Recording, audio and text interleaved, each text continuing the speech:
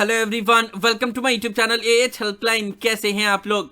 इग्नू ने फाइनली जुलाई 2024 सेशन के लिए री रजिस्ट्रेशन करने का प्रोसेस स्टार्ट कर दिया है। लास्ट डेट है 30 जून 2024 तक। नाउ इस वीडियो में हम लोग डिटेल में बात करेंगे कि री रजिस्ट्रेशन का मतलब क्या होता है, री रजिस्ट्रेशन करने के लिए कौन कौन से स्टूडेंट एलिजिबल हैं, कौन कौन से स्टूडेंट एलिजिबल नहीं है, यानी कि कौन से स्टूडेंट को जुलाई 2024 सेशन के लिए री रजिस्ट्रेशन करवाना है, किसको नहीं करवाना है। इन सब के बारे में आप लोग को इस वीडियो में डिटेल में जानकारी मिलेगी। आप लोग वीडियो को ध्यान से देखिएगा। ये हेल्पलाइन चैनल पे फर्स्ट टाइम आया है तो हर एक इन्फॉर्मेशन टाइम टू टाइम पाने के लिए चैनल को जरूर सब्सक्राइब कर लीजिएगा। एंड री रजिस्ट्रेशन करने के दौरान किसी भी तरह के डाउट के लिए आप लोग मुझे कभी भी कॉल करके अपना डाउट क्लियर कर सकते हो। ज्यादा इन्फॉर्मेशन के लिए कैसे कॉल करना है ऊपर कार्ड में दिया वीडियो का लिंक चेक करें, उसे आपको समझ में आ जाएगा। सबसे पहले हम लोग ये जान लेते हैं कि री रजिस्ट्रेशन का मतलब क्या होता है। उसके बाद से हम लोग बात करेंगे कि जुलाई 2024 सेशन में किसको किसको री रजिस्ट्रेशन करवाना होगा और किसको किसको नहीं करवाना होगा। तो देखो, री रजिस्ट्रेशन का सिंपल मतलब होता है नेक्स्ट ईयर में एडमिशन लेना। सबसे पहले जब आप लोग इग्नू में एडमिशन लेते हो तो पहले रजिस्ट्रेशन करते हो ना, दोबारा रजिस्ट्रेशन करना पड़ता है आपको सेकेंड ईयर के लिए, तो इसलिए यहाँ पे वर्ड यूज होता है री रजिस्ट्रेशन। री रजिस्ट्रेशन मतलब नेक्स्ट ईयर में एडमिशन लेना। ना इग्नू में एक डिफरेंसेस होता है बाकी अदर यूनिवर्सिटी के मुकाबले। बाकी अदर यूनिवर्सिटी में होता यह है कि आप पहले एडमिशन लेते हो, उसके बाद से आपका एग्जाम होता है, आपका रिजल्ट डिक्लेयर होता है, आप उसमें पास होते हो या फेल होते हो, उसके ऊपर डिपेंड करता है कि आप नेक्स्ट ईयर में जाओगे या नहीं। लेकिन इग्नू में ऐसा नहीं होता है। इग्नू में कैरी फॉरवर्ड सिस्टम होता है। चाहे आप पास हो या फेल हो, आपने एग्जाम दिया नहीं दिया, इससे कोई मतलब नहीं होता है। आप जब भी एडमिशन लेते हो, जिस सेशन में भी एडमिशन लेते हो, उसके 1 साल के बाद आपको री रजिस्ट्रेशन करना होता है। और अगर आपने सेमेस्टर साइकिल में एडमिशन लिया तो हर 6 मंथ बाद जब भी री रजिस्ट्रेशन होगा तो आपको नेक्स्ट सेमेस्टर के लिए री रजिस्ट्रेशन करना होता है। तो इस चीज का आप लोग ध्यान में रखिएगा कि आपको री रजिस्ट्रेशन करना होगा। भले आपने एग्जाम दिया नहीं दिया, पास हो फेल हो, इससे मतलब नहीं होता है। बहुत से स्टूडेंट को यही लगता है कि री रजिस्ट्रेशन मतलब होता है नेक्स्ट ईयर में एडमिशन लेना। तो अभी हमने एग्जाम ही नहीं दिया या अभी मैं पास हूँ या फेल हूँ ये मुझे पता ही नहीं चला, तो फिर मैं सेकेंड ईयर में कैसे एडमिशन ले पाऊंगा, ठीक है ना। तो इग्नू में ऐसा नहीं होता है। इग्नू में आपको इन सब से मतलब नहीं होता है कि आप पास हो फेल हो या फिर आपने एग्जाम दिया या नहीं दिया, आप ऑटोमेटिकली कैरी फॉरवर्ड सिस्टम के तौर पे नेक्स्ट ईयर में चले जाते हो। उसके लिए आपको री रजिस्ट्रेशन करवाना पड़ता है। तो आप लोगों को समझ में आ गया ना। अब हम लोग बात कर लेते हैं कि कौन कौन से स्टूडेंट को री रजिस्ट्रेशन करना होगा जुलाई 2024 सेशन में। कि री रजिस्ट्रेशन करेंगे कैसे, इसके ऊपर मैं नेक्स्ट वीडियो बनाऊंगा जिसमें आप लोग बताऊंगा स्टेप बाय स्टेप कि री रजिस्ट्रेशन करते कैसे हैं। अभी फिलहाल आप लोग ये जान लो कि आप एलिजिबल हो या नहीं हो।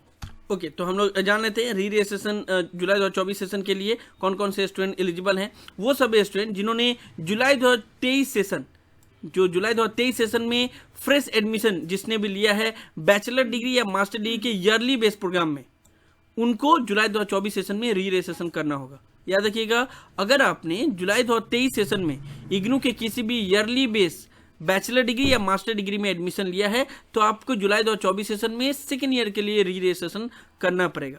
आप लोग कभी भी एडमिशन लेना ना तो ये जरूर जान लेना कि आपका जो प्रोग्राम है वो सेमेस्टर साइकिल है या फिर ईयरली साइकिल है, क्योंकि उसी के ऊपर बहुत सारा चीज डिपेंड होगा, ठीक है। तो अगर आपने जुलाई 2023 सेशन में ईयरली बैचलर या मास्टर डिग्री में एडमिशन लिया तो आपको री रजिस्ट्रेशन करना होगा। कौन कौन सा प्रोग्राम है, BAG, BCom, BSc, BA honours के किसी प्रोग्राम में आपने एडमिशन लिया होगा, या फिर MEG, MPS, MEC, master of arts में, इन सभी में अगर आपने एडमिशन लिया होगा तो फिर आपको जुलाई 2024 सेशन में री रजिस्ट्रेशन करना होगा, आप एलिजिबल हो, ठीक है। अगर नहीं करोगे तो फिर 6 मंथ लॉस हो जाएगा, तो आप लोग मिस मत करना, ओके ना। वो सभी स्टूडेंट जिन्होंने जनवरी 2024 सेशन जो अभी एडमिशन चल रहा था उसमें अगर उन्होंने न्यू एडमिशन लिया होगा या फिर री रजिस्ट्रेशन किया होगा किसी भी सेमेस्टर बेस्ड प्रोग्राम में, अगर उन्होंने BCA, MCA में एडमिशन लिया होगा या फिर जनवरी 2024 सेशन का जो री रजिस्ट्रेशन चल रहा था उसमें री रजिस्ट्रेशन किया होगा, तब भी उनको जुलाई 2024 सेशन में नेक्स्ट सेमेस्टर के लिए री रजिस्ट्रेशन करना पड़ेगा। क्योंकि सेमेस्टर साइकिल में जैसे मैंने बताया कि हर 6 मंथ बाद आपको री रजिस्ट्रेशन करना होता है। अगर आपने एडमिशन लिया जनवरी 2024 सेशन में तो 6 मंथ बाद जुलाई 2024 में री रजिस्ट्रेशन करना होगा, फिर दिसंबर 2024 में फिर से नेक्स्ट सेमेस्टर के लिए री रजिस्ट्रेशन करना होगा, ठीक है ना। तो सेमेस्टर बेस को कोई इशू नहीं है एलिजिबिलिटी का, क्योंकि उनको हर सेशन में ही री रजिस्ट्रेशन करवाना होता है। सेमेस्टर बेस्ड प्रोग्राम कौन कौन से हैं, BCA है, MCA है, MBA है, बहुत सारे सेमेस्टर बेस्ड प्रोग्राम हैं, इसमें आपको री रजिस्ट्रेशन करना होता है। सर्टिफिकेट बेस्ड प्रोग्राम को नहीं करना होता क्योंकि उनका 6 मंथ का ही प्रोग्राम होता है, ओके ना। और कौन कौन से स्टूडेंट एलिजिबल हैं जुलाई 2024 सेशन में री रजिस्ट्रेशन करने के लिए? जो भी स्टूडेंट ने जुलाई 2023 सेशन में जब री रजिस्ट्रेशन हो रहा था तो जो भी बैचलर डिग्री के स्टूडेंट सेकेंड ईयर में री रजिस्ट्रेशन किए थे वो भी थर्ड ईयर के लिए री रजिस्ट्रेशन करने के लिए एलिजिबल होंगे। ठीक है, उस वक्त उन्होंने सेकंड ईयर में किया था री रजिस्ट्रेशन, तो अब उनको थर्ड ईयर में री रजिस्ट्रेशन करना होगा जुलाई 2024 सेशन में।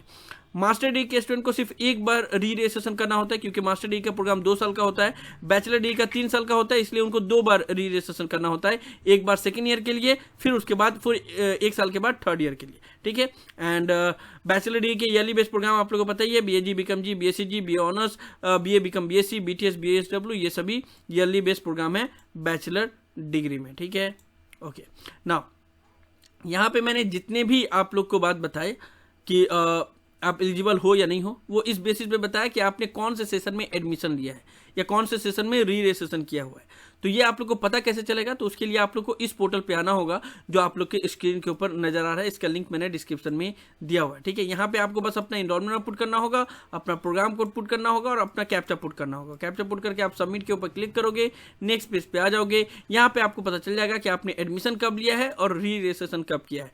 पहले रो में एडमिशन का साइकिल लिखा रहेगा, उसके बाद से फिर जब आपने री रजिस्ट्रेशन किया उसका यहाँ पे सेशन लिखा रहेगा। तो जैसे इन्होंने जनवरी 2023 सेशन में एडमिशन लिया है, फिर जनवरी 2024 सेशन में सेकंड ईयर के लिए री रजिस्ट्रेशन किया हुआ है। ठीक है, तो इसी तरीके से आपका भी लिखा रहेगा, आपको बस इस पोर्टल में अपना डिटेल पुट करके सबमिट करना है। ओके, नाउ उसके अलावा और कौन कौन से स्टूडेंट एलिजिबल हैं, तो देखो वो सब स्टूडेंट जिन्होंने किसी भी कारणवश, अभी जो जनवरी 2024 सेशन का री रजिस्ट्रेशन चल रहा था, 31 मार्च तक चला था री रजिस्ट्रेशन, तो अगर किसी भी कारणवश उन्होंने नहीं किया री रजिस्ट्रेशन, भूल गए या फिर पैसे का इशू था या और कोई भी इशू था, तो वो लोग भी जुलाई 2024 सेशन में री रजिस्ट्रेशन करवा सकते हैं। जितने बार आप री रजिस्ट्रेशन मिस करोगे उतना बार में 6 मंथ कर करके आपका लॉस होगा। अगर आपने एक बार री रजिस्ट्रेशन मिस किया तो 6 मंथ लॉस, फिर और मिस किया फिर 1 ईयर लॉस, फिर इसी तरीके से मिस होते जाएगा। इसलिए आप लोग री रजिस्ट्रेशन करना मत भूलना। ओके, ना ये हमने जान लिया कि कौन कौन से स्टूडेंट री रजिस्ट्रेशन करने के लिए एलिजिबल हैं। अब हम लोग जान लेते हैं कि कौन कौन से स्टूडेंट एलिजिबल नहीं है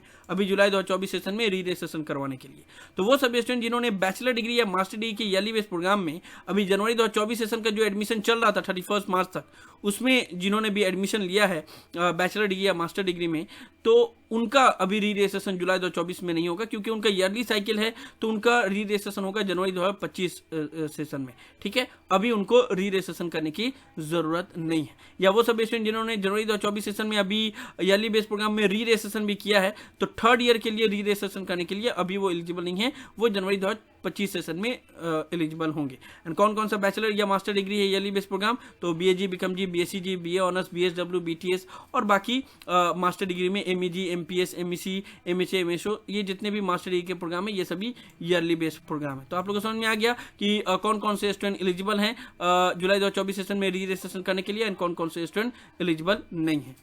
ओके, सो आप लोग को सारा चीज़ क्लियर हो गया कि री रजिस्ट्रेशन किसको बोलते हैं, री रजिस्ट्रेशन का मतलब क्या होता है, जुलाई 2024 सेशन में री रजिस्ट्रेशन करने के लिए कौन कौन से स्टूडेंट एलिजिबल हैं, कौन कौन से स्टूडेंट एलिजिबल नहीं हैं, उन सब के बारे में हम लोगों ने इस वीडियो में डिटेल में बात कर लिया। साथ ही साथ लास्ट डेट है 30 जून तक, तो आप लोग आराम से री रजिस्ट्रेशन कर सकते हैं। री रजिस्ट्रेशन करने में कोई भी जल्दबाजी करने की जरूरत नहीं है, क्योंकि इसमें ऐसा नहीं रहता है कि आप पहले करोगे तो कुछ ज़्यादा आपको बेनिफिट मिल जाएगा, कुछ भी बेनिफिट नहीं मिलेगा। लास्ट डेट पे करो तब भी वही चीज़ होगा, पहले करोगे तब भी वही चीज होगा। री रजिस्ट्रेशन बहुत वाइटल प्रोसेस है, इसलिए टाइम लेके आपको री रजिस्ट्रेशन करना है। एंड री रजिस्ट्रेशन करने के टाइम पे आपको मेनली सब्जेक्ट ही सिलेक्ट करना होता है, यानी कि नेक्स्ट ईयर में जब आप एडमिशन लोगे तो फिर कौन कौन सा पेपर आपको लेना है वही आपको री रजिस्ट्रेशन करने के टाइम पे सिलेक्ट करना होता है। तो वो मैं आप लोग को नेक्स्ट वीडियो में बताऊंगा कि कैसे कैसे करना है, सब्जेक्ट चूज कैसे किया जाता है एंड उस वक्त कौन कौन सी बातों का ध्यान रखना पड़ता है। तो वीडियो देख लेना और उसके बाद से ही फिर री रजिस्ट्रेशन करना। कोई भी इशू हो तो मुझे जरूर बताना। सो ये सब वीडियो में इग्नू ने जुलाई 2024 सेशन के लिए री रजिस्ट्रेशन करने का प्रोसेस जो 1 मई से स्टार्ट किया है उसके बारे में मैं आप लोग को सभी इन्फॉर्मेशन दे रहा था। मुझे उम्मीद है कि आप लोग को वीडियो पसंद आया होगा। इस वीडियो को लाइक जरूर कर दे, सभी फ्रेंड के साथ शेयर करें ताकि उनको भी सभी इन्फॉर्मेशन मिल पाए। किसी भी तरह के डाउट के लिए आप लोग नीचे कमेंट बॉक्स में लिख सकते हैं या मुझे डायरेक्टली कॉल करके भी अपना डाउट क्लियर कर सकते हैं। और अगर आप एएच हेल्पलाइन चैनल पे फर्स्ट टाइम आए हैं तो मेक श्योर आप लोग पहली फुर्सत में चैनल को जरूर सब्सक्राइब कर ले। So thank you so much for watching this video. Have a awesome day. Thank you so much.